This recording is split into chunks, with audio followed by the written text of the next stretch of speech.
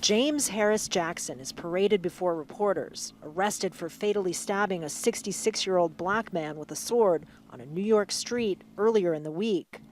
Jackson turned himself into police after seeing himself caught on security cameras on the local news.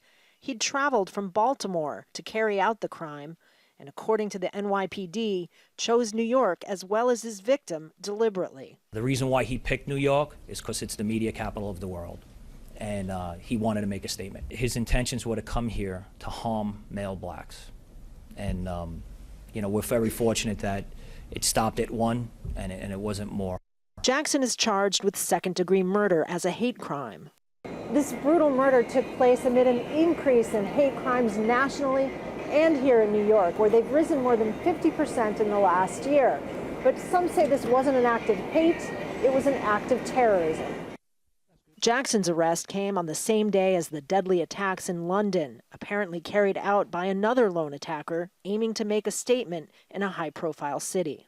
That event triggered a visible show of force back in New York, the NYPD increasing security at key sites like the British consulate in Manhattan. The reaction to the two attacks, some say, reveals a double standard. This is a man who was fueled by hate, fueled by ideology, and who targeted a New Yorker for simply the color of his skin.